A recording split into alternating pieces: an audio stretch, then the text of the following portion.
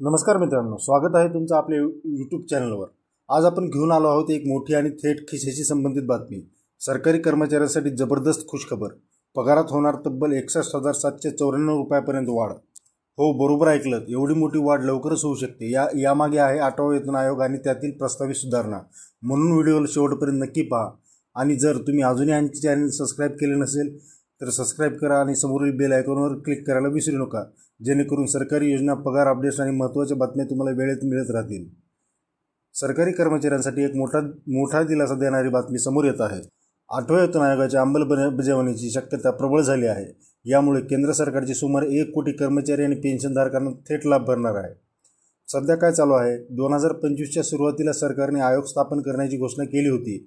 अजून पॅनल सदस्य जाहीर झाले नसले तरी चर्चेला वेग आहे। 2026 पासून हे वेतन लागू होण्याची शक्यता वर्तवली जात आहे।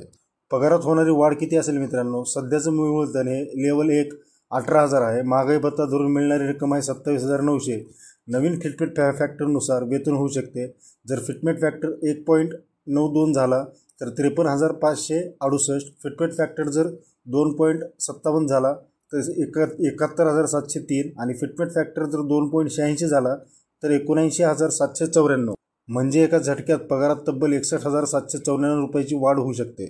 पूर्वीप्रमाणेच यंदा ही डीए मूळ वेतनात समाविष्ट होऊन त्यावर फिटमेट फॅक्टर लागू होईल। यामुळे अंतिम वेतनाचा मोठा फरक पडणार आहे।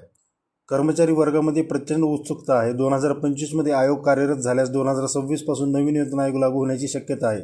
आर्थिकदृष्ट्या ही वाढ फार मोठी आहे, पण तितकेच मनोबल वाढवणारी आहे। मित्रांनो, तुम्हाला ही माहिती उपयोगी वाटली असेल तर लाईक, शेअर आणि करायला विसरू नका। कमेंटमध्ये तुमचं मत नक्की लिहा। तुमच्या मते फिटमेट फॅक्टर किती असावा? धन्यवाद मित्रांनो। जय महाराष्ट्र।